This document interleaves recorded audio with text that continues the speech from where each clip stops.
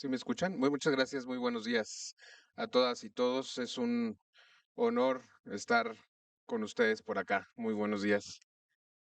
Vamos a empezar con esta plática. De verdad que es un foro súper importante porque la estrategia de la resistencia, de la lucha contra la resistencia a los antimicrobianos de la INARAM, la estrategia nacional, uno de los pilares fundamentales es la capacitación y sobre todo, más que llamarla yo capacitación, la llamaría sensibilización y sobre todo concientización del uso de los antimicrobianos hoy en día. Voy a empezar con algunos datos muy crudos, digamos, ahorita que me pongan la primera lámina, pero solo decirles que en algunos países, en el hoy, eh, la, los antimicrobianos o la resistencia antimicrobiana puede alcanzar hasta el 4.1% del Producto Interno Bruto. O sea, no es una cifra menor. Y estamos esperando que para el 2050, si no hacemos nada, sea la primera causa de muerte por encima de todas las que hoy tenemos del infarto o miocardio, de las enfermedades metabólicas, etcétera, será un tema, gracias, muy importante.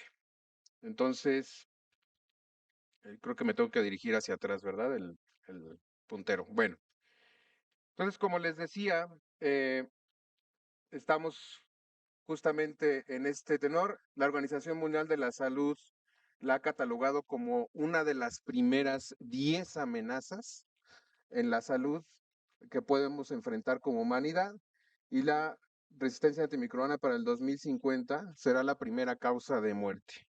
Fíjense, algunos datos muy crudos ahorita con esta lámina. En México no tenemos un costeo. Hasta el día de hoy no podemos decir cuánto nos cuesta la resistencia antimicrobiana. Por eso necesitamos esfuerzos, necesitamos hacer un programa que nos permita y tener acciones muy puntuales que nos permita poder establecer este costo. No solo en costo monetario, sino en costo en vidas y sobre todo el impacto secundario que genera la muerte de una persona por la resistencia antimicrobiana y por supuesto secundariamente el impacto en el núcleo familiar. Entonces, los SDC sí tienen algún costeo en Europa, y estamos hablando que en Europa, sobre todo en Islandia y Noruega, ascendió a 1.500 millones de euros la resistencia antimicrobiana, es decir, el 60%, 900 millones de euros corresponden a costes hospitalarios. El 30% es por pérdida de producción por la mortalidad, por supuesto es mortalidad prematura, y el 10% a la pérdida de la productividad por el ausentismo laboral. O sea, fíjense cómo es súper importante. Y entonces esta suma de esfuerzos que tenemos que hacer de forma integral, de forma intersectorial, incluso con otros sectores. Es decir, la resistencia antimicrobiana no solo es un tema de salud humana, ahorita lo vamos a ir viendo. Según el Banco Mundial, en el 2030, tan solo en el 2030, los costos globales atribuibles a la resistencia pueden llegar hasta el 4.1% del Producto Interno Bruto. O sea, es un dineral enorme. Digo, hoy no tenemos esa inversión en salud. O sea, ni siquiera podemos decir que podemos acotarla con lo que hoy gastamos en salud. Entonces, tan solo la resistencia sobrepasa lo que invertimos en salud. Entonces, es bien importante tomarla en cuenta. Y de verdad que yo estoy muy agradecido por estar con ustedes, porque ustedes están en la fase de pregrado y algunos en la profesionalización de algunos de sus expertices. Y es bien importante porque ustedes van a ser el futuro de México. Ustedes van a ser nuestros médicos del futuro.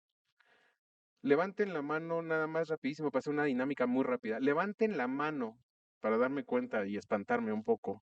Levanten la mano quién ya receta en este momento. Aunque no firme y no ponga su cédula, los residentes, etcétera. ¿Quién hace las recetas? Fíjense, 90% de este auditorio hace recetas, aunque no tiene cédula. Fíjense, es un tema súper importante.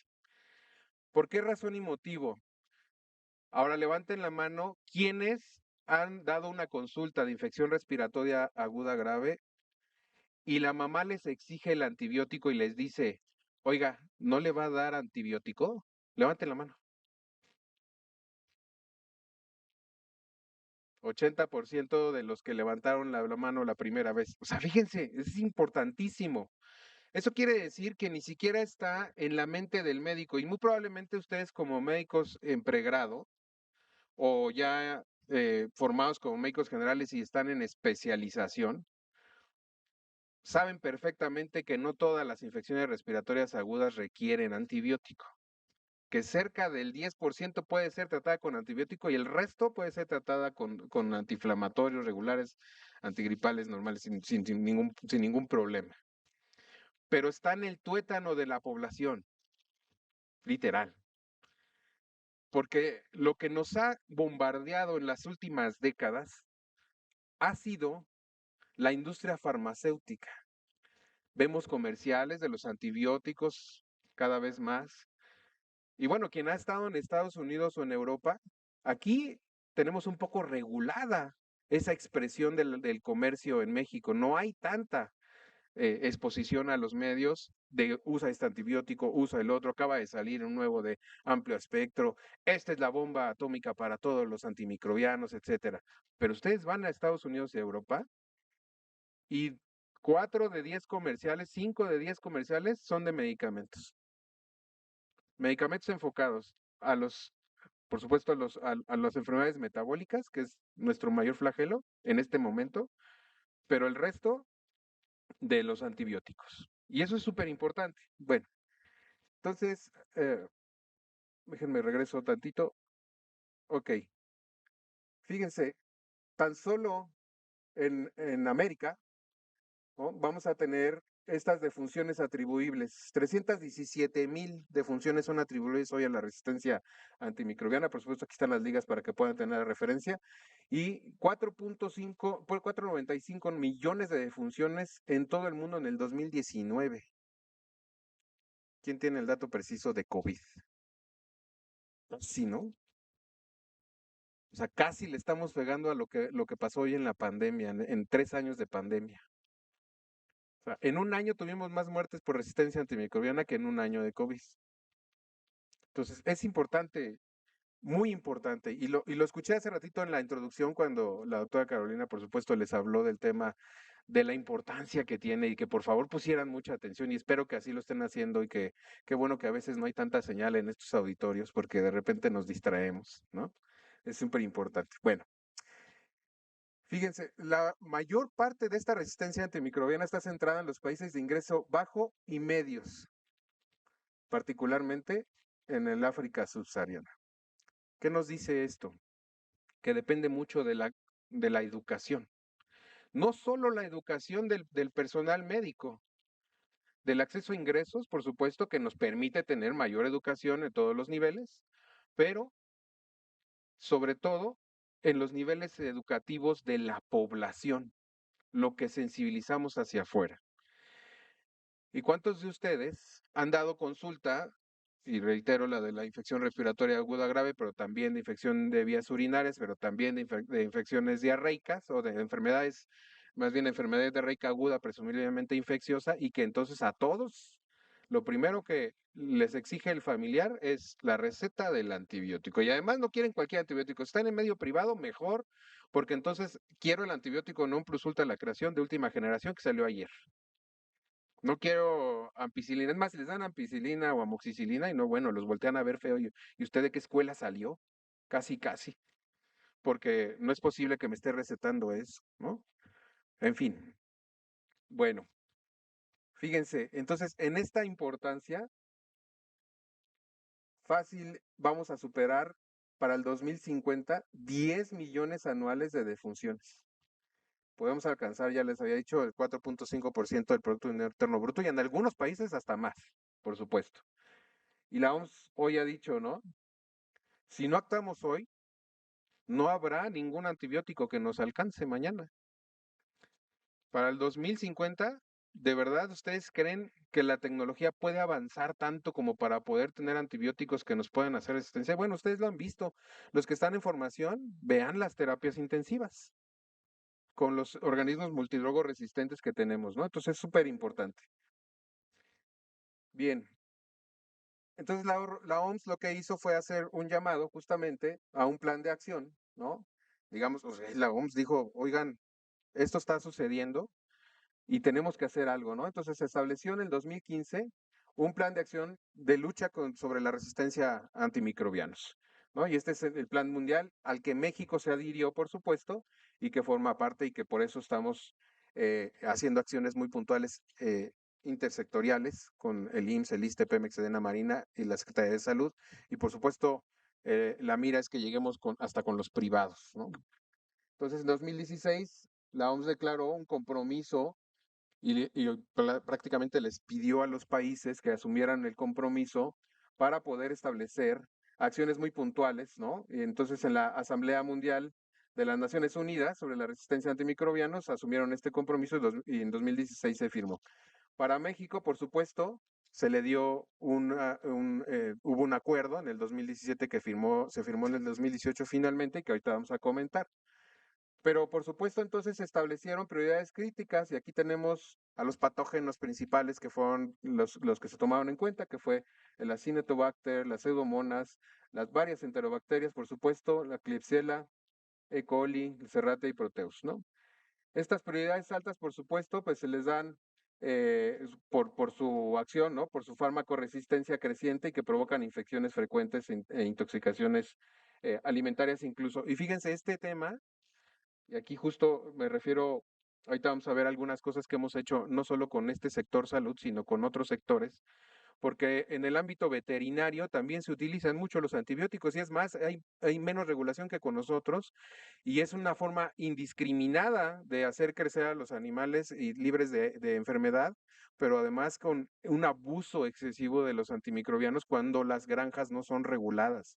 Entonces es súper importante. Y eso también tiene que ver con la industria agroalimentaria, es decir, la seguridad alimentaria tiene que estar comprometida con nosotros para poder tener no sé qué pasó ahí, se me fue, para poder tener este control. De tal forma que, bueno, hay diferentes, por supuesto, diferentes acciones. Ha habido muchos muchos intentos de poderlo hacer desde el 2016 a la fecha, pero ha sido muy fraccionado, no, sino hasta el 2000, digamos que hasta el 2020, 2021 que entró la pandemia, fue cuando nos pusimos de acuerdo y dijimos, oigan, tenemos que empezar a trabajar de manera conjunta, pero en el pasado hacíamos esfuerzos de alguna manera pues aislados, ¿no? Entonces tal es el caso de la INVIFAR, ellos en 2019 producieron un artículo, ¿no? En donde vigilaron 20 entidades federativas, 47 hospitales durante 6 meses y revisaron estos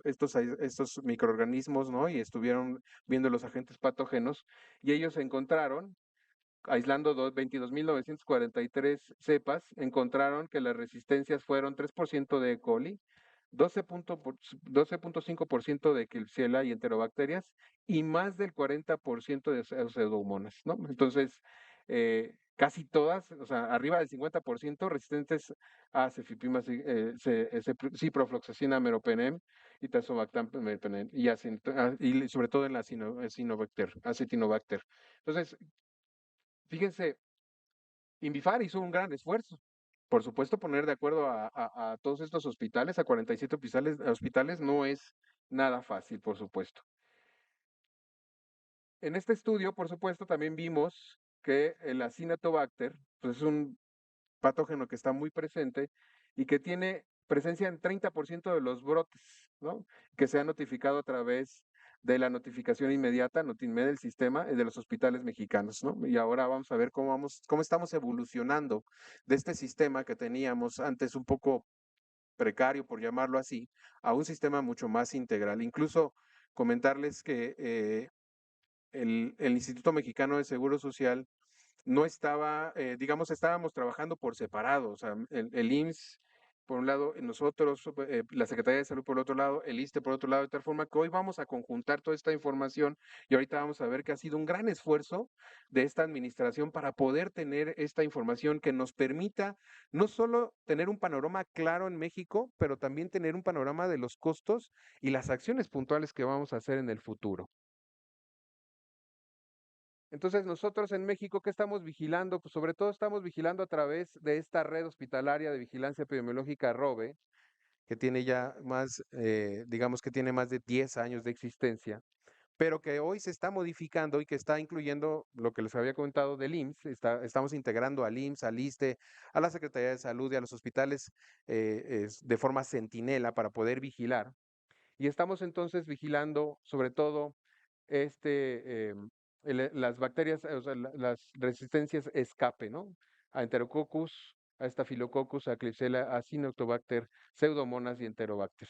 Entonces, la Secretaría de Salud ha establecido esta estrategia nacional de acción contra la resistencia antimicrobiana y tenemos este compromiso, ¿no? Para poderlo hacer. También existe, por supuesto, un plan universitario de control de resistencia antimicrobiana y seguramente ustedes lo conocen, ¿no? En donde la UNAM hizo y creó este plan universitario para el control de la resistencia en la Ciudad de México, hizo un estudio en el 2021 y ahorita vamos a ir viéndolo. En el 2018, entonces, publicamos por parte de la Secretaría de Salud la Estrategia Nacional de Acción contra la Resistencia Antimicrobiana. Ustedes lo pueden ver aquí con su fecha de publicación, ¿no? El 5 de junio del 2018. Y esta estrategia, por supuesto, lo que hace y que busca, y aquí está el código barras por si lo quieren descargar, lo que busca es tener un plan de acción mundial sobre la resistencia, pero aterrizado sobre todo en México.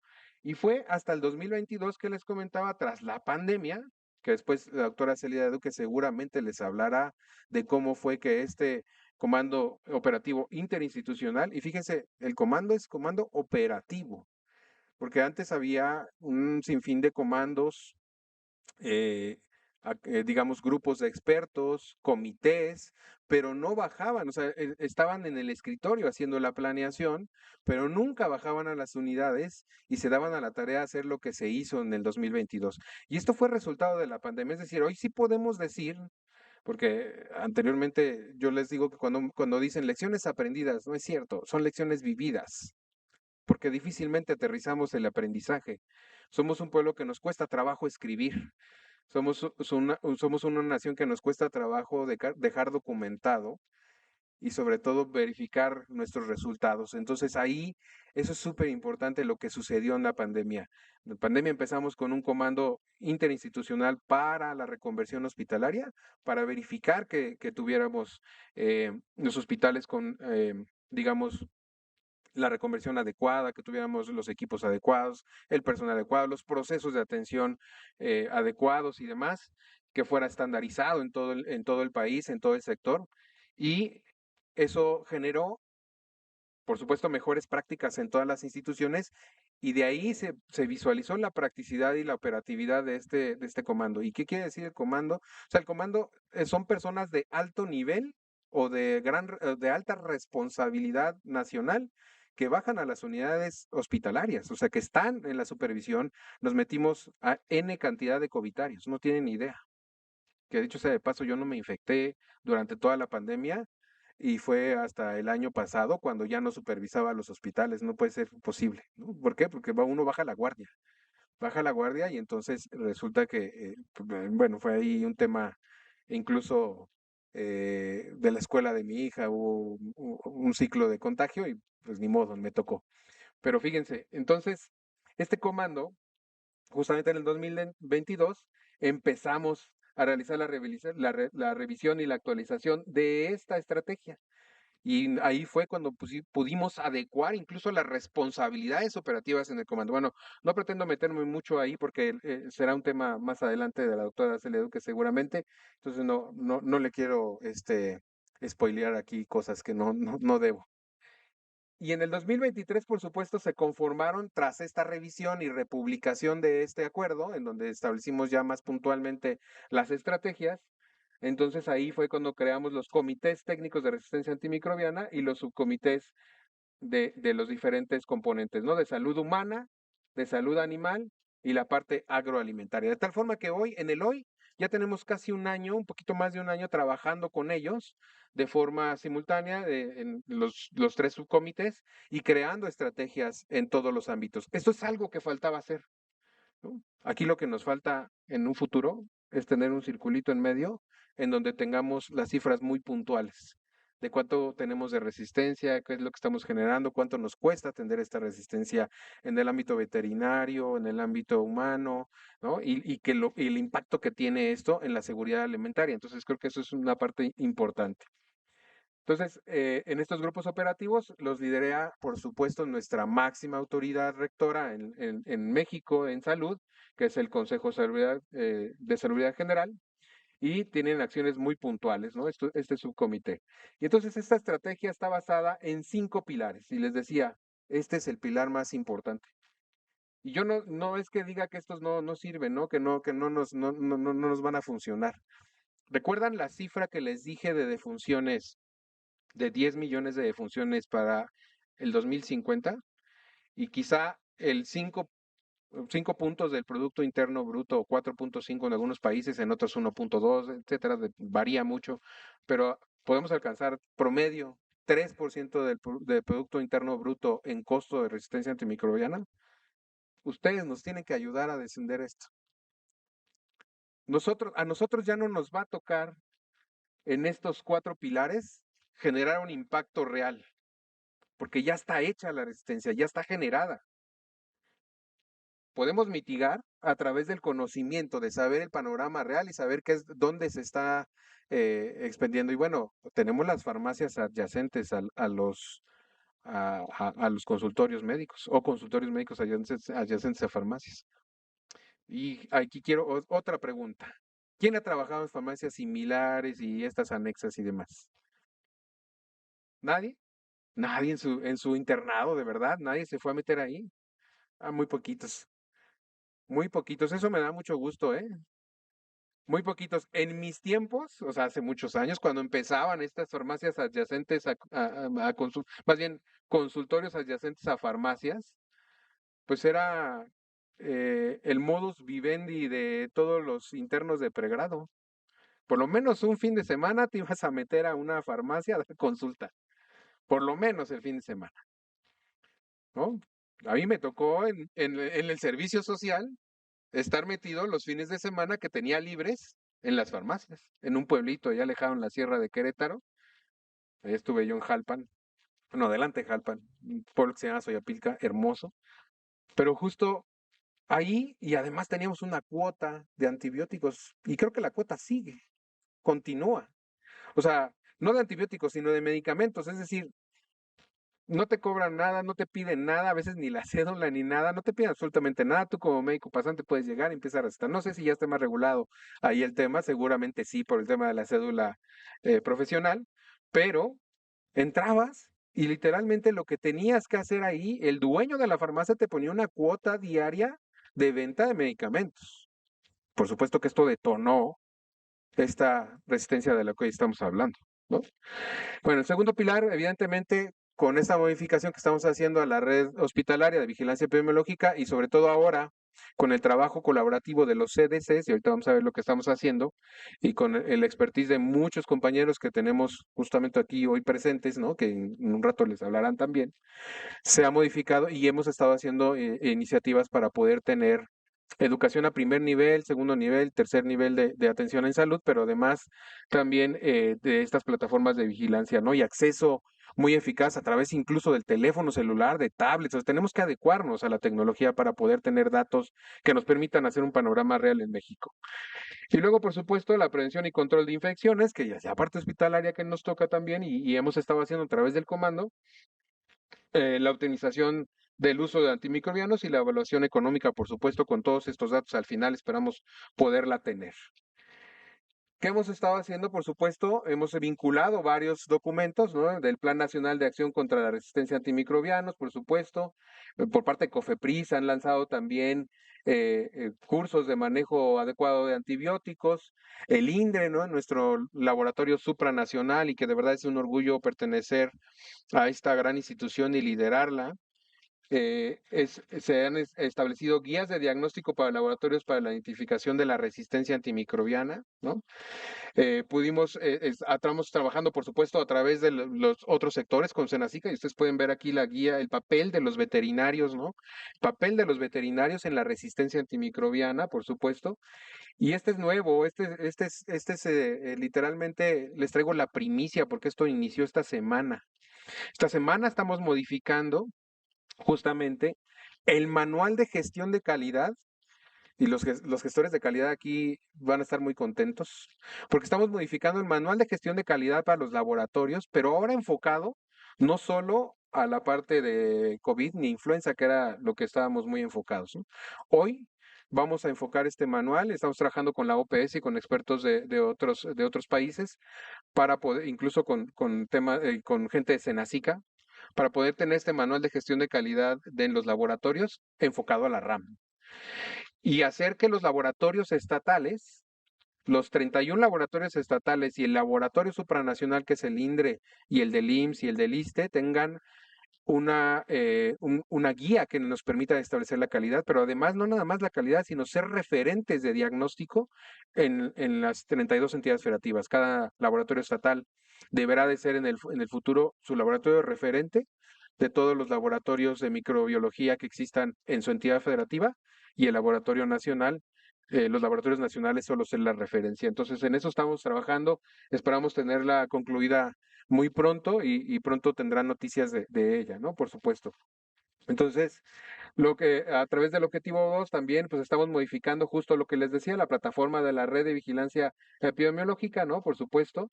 Y lo que hemos estado haciendo es que se actualizó el estudio de caso y la plataforma para contribuir a una vigilancia mucho más cercana a los usuarios, ¿no? Entonces, poderla tener de forma digitalizada, de poderla acceder a ella de mucho más fácil, a través de registro de patrones de la resistencia y la sensibilidad a antimicrobianos, enfocados sobre todo a las infecciones asociadas a la atención a la salud, ¿no? Y el registro de pruebas especiales para la determinación de mecanismos de resistencias, ¿no? Entonces, si un laboratorio tiene esta capacidad de poder identificar los genes específicos de resistencias, porque los pueda registrar, porque el problema es que antes no se tenían estas variables para poderlas registrar y hoy es factible ya en esta roga. Y por supuesto, yo me imagino que la doctora les va a hablar de lo que estamos haciendo en primer nivel, pero le voy a spoilear tantito y espero me disculpe. Estamos haciendo una plataforma justamente de vigilancia a través del primer nivel, es decir, el médico de pie a tierra que está en el centro de salud y que está en la brigada comunitaria va a poder tener acceso al celular, plataforma tablet o lo que sea offline para poder registrar este tipo de variables y contribuir a la vigilancia. Entonces, esto va a generar, por supuesto, un parteaguas de datos en México que no teníamos y que hoy estamos generando ya a través de las múltiples colaboraciones.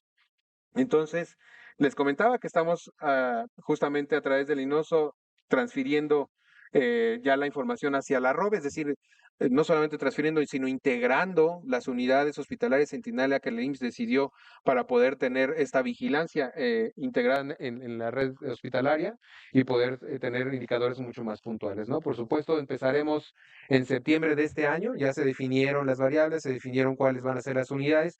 Vamos a empezar ya con la vigilancia de estas unidades en septiembre, con estos estados, con el Estado de México, Puebla, Tamaulipas, Veracruz, Nuevo León y Zacatecas, y esperemos que podamos tener a finales de este año, en diciembre, todo el país, ¿no? De todas las unidades. Hasta aquí la presentación y pues de verdad yo cierro con el mensaje de la OMS nuevamente, la acción es hoy, poquito con mis palabras, pero la acción es hoy, porque en el mañana no va a haber antibiótico que nos sirva si no tomamos acciones en este momento, con nuestro conocimiento, sensibilización y pedirles un gran favor.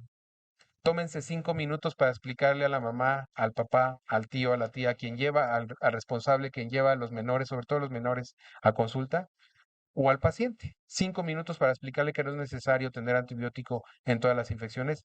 Eso va a ser de verdad el cambio radical para todo el país. Muchas gracias. Agradecemos al doctor Gabriel García Rodríguez y damos inicio con la sesión de preguntas y respuestas. Si gustan levantar la mano y nuestro personal de apoyo les acercará el micrófono. ¿Tenemos alguna pregunta?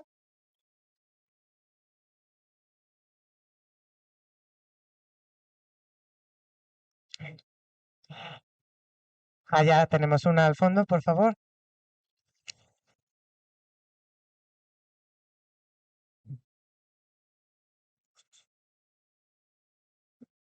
¿Qué tal, doctor? Buenos días.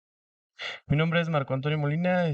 Somos alumnos del postécnico de gestión y gerencia del instituto en el área de enfermería y mi pregunta básicamente va enfocada en si usted ya nos explicó la importancia y los costos tan grandes de esta situación, quisiera saber si hay una implicación legal en que continúe digamos, manejo indiscriminado de antibióticos. Muchas gracias, Marco Antonio. Muy buena pregunta. Fíjate que a través de la estrategia, y quiero comentarles que la estrategia nacional es muy puntual para poder tener esta capacitación, ¿no? Y demás. Lo que vamos a generar, por supuesto, esto está publicado en el Diario Oficial de la Federación, el acuerdo en donde se toma la Estrategia Nacional de Lucha contra la Resistencia Antimicrobiana y, por supuesto, genera estos 5 pilares. Eso ya para nosotros es obligatorio, porque ya está publicado en el Diario Oficial, está incluyente para todas las entidades federativas y para todas las instituciones del sector salud y otros sectores, como comenté, a saber los que están involucrados en el salud animal y la seguridad agroalimentaria. Entonces, eso lo mandata, ya nos hace tener una obligatoriedad de cumplir ciertos requisitos y sobre todo tener este plan. En este plan, por supuesto, debe de existir lo que estamos haciendo, justamente hacer las guías, manuales, lineamientos, que también tienen obligatoriedad porque se desprenden justamente de este acuerdo, de tal forma que si es un mandato legal, si es algo incluso que está acordado con organismos internacionales. Y miren, comentarles algo rapidísimo. Eh, Ustedes saben que tras la pandemia, la Organización Mundial de la Salud, en su última Asamblea Mundial de mayo del año pasado, empujó las enmiendas, o sea, empujó que se rehicieran o se revisaran el Reglamento Sanitario Internacional y empujó que se creara un nuevo instrumento para el control de las pandemias. Y es en estos foros que también se está tocando el tema, porque incluye una sola salud, o sea, salud animal, seguridad agroalimentaria y salud humana. Y hay muchas cosas que hemos estado metiendo como países parte. Incluso México, decirles con gran orgullo que México tiene un liderazgo muy importante en la región. Por supuesto, porque somos el segundo país más grande de Latinoamérica, ¿no? Entonces, después de Brasil, por supuesto, pero estamos jalando esos liderazgos hacia la inclusión de la resistencia antimicrobiana como un programa obligatorio también incluso en el programa de control pandémico. Porque ustedes todas y todos ustedes saben que en la pandemia, literalmente, abusamos terriblemente de los antibióticos. Bueno, la doctora Letz y yo tenemos una recopilación del Museo del Horror con una cantidad de recetas de verdad que en algún momento de la vida tenemos que publicar, sin nombres por supuesto, y cuidando todos los datos para que la ley no nos sancione, pero de verdad una cantidad espantosa. Entonces sí, efectivamente, la COFEPRIS también está haciendo lo propio, tratando de regular este uso indiscriminado, pero nos hacen falta más datos. Necesitamos tener estos datos, generar estas bases de datos para poder hacer análisis y poder establecer políticas públicas que nos permitan regular un poco más el acceso a los antibióticos. Hoy tenemos ya la obligatoriedad de presentar una receta, pero sabemos todavía que es débil, un poco débil esa obligatoriedad en la farmacia, ¿no? Cuando uno va a comprar. Es más, su servidor ha comprado antibióticos sin llevar la receta, tan solo presentando mi cédula profesional. Entonces, ha sido muy complejo, ¿no? Ha sido muy complejo. Necesitamos tener instrumentos legales mucho más fuertes que nos permitan tener este control. No sé si contesté la pregunta, Marco Antonio. Sí, sí, gracias, doctor. Y una última pregunta nada más. En la Agenda 2030, en el objetivo número 3, no sé si hable puntualmente de esto, tengo esa duda, no logré de alguna manera darme cuenta Sí, si hay un vínculo exacto de esta parte. claro, por supuesto. O sea, el objetivo 3, salud para todos, no solo el objetivo 3, son 7 objetivos que están vinculados. 7 objetivos de los ODS, de los Objetivos para el Desarrollo, para la Agenda 2030, están vinculados a este problema de salud, ¿no? Reitero, seguridad agroalimentaria y la parte de salud animal son tres de los componentes con la salud humana muy importantes. Pero hay otros sectores que están vinculados, como la industria farmacéutica, la productividad, el impacto económico. Entonces, hay muchas cosas que tenemos que ir aterrizando y eso es lo que estamos haciendo justamente a través de esta estrategia liderada por el Consejo de Salud General, que ha sido de verdad un gran aliado para poder confluir con todos los sectores que nos pueden ayudar a tener esto. Y les reitero, lo más importante en este momento es tener datos precisos y secundariamente la sensibilización. Ustedes son un gran garante de esta estrategia, de la estrategia de la educación y sensibilización, porque la educación no solo es para el personal médico. Como les decía, tómense 5 minutos o 3, si quieren, muy rápido. Explíquenle al familiar, al paciente, que no requieren antibióticos y que si lo requerían en un segundo tiempo, se puede hacer, pero no generemos esta resistencia a través del uso indiscriminado de antibióticos. No sé si hay alguna otra pregunta. ¿Tenemos tiempo para una pregunta más? ¿Alguien más? Aquí, de este lado. Buenos días, doctor. Soy residente de primer año de de la unidad de medicina familiar número 21. Y mi pregunta es, ¿cuál es la realidad del instituto o qué acciones está tomando el instituto respecto a la influencia que tiene la globalización de las farmacéuticas, por ejemplo, estadounidenses, de toda esta mercancía que de alguna manera, por políticas externas, el país está como obligado a adquirir por todo este bloqueo político que existe entre países como la India, por ejemplo, que produce medicamentos de forma muy económica, a la que lamentablemente no tenemos tanto acceso? O sea, qué es lo que está haciendo el instituto como tal para poder mejorar esto que usted nos comenta, que lamentablemente en un futuro seguramente vamos a tener la disponibilidad suficiente para tener acceso a todo este antibiótico necesario? O sea, ¿qué es lo que se está haciendo en ese aspecto? Gracias. Muchas gracias por la pregunta. Estamos vinculando a la industria farmacéutica también a discusiones, no solo en el ámbito nacional, sino también en el ámbito internacional se está integrando la discusión. Hay mesas específicas de trabajo para poder discutir hasta dónde vamos a llegar en el control de uso de antibióticos y incluso la sensibilización de esta industria farmacéutica, ¿no? Una de las cosas que hemos estado empujando justamente como país y como su servidor como representante en la Organización Mundial de la Salud es justamente tener este acceso, como bien comentas, no solamente a medicamentos, sino a contramedidas, a tecnología, a otras contramedidas y a otras medidas de control en caso de pandemia, ¿no? Por ejemplo. Entonces, hemos estado incluyendo a toda la industria farmacéutica, por supuesto. No podemos ser ajenos a esta globalización de la parte de la industria farmacéutica. Tenemos que ser de alguna manera empáticos, pero tenemos también que tener muy claro que debemos sensibilizarlos a ellos para que ellos también vean que es un problema grave y que su generación de tecnología incluso ellos también van a sufrir en algún momento y van a tener que invertir cada vez mucho más en estos protocolos de investigación para poder generar antibióticos que realmente tengan un efecto en las bacterias, ¿no? Entonces, eso es súper importante para nosotros y para ellos también. Incluso ellos están conscientes que tenemos que regularlo y tenemos que mejorar o disminuir esta resistencia antimicrobiana de tal forma que no solo el instituto está participando en esto, sino todo el sector. Reitero, el comando ha sido una parte fundamental, es la parte operativa que se sienta con todos los actores, que se ponen literalmente no solamente a escribir, sino a analizar los datos a generar los datos, como ya vimos, ¿no? A generar estas propuestas de modificación de plataformas, de obtención de datos, de vigilancia epidemiológica, ¿no?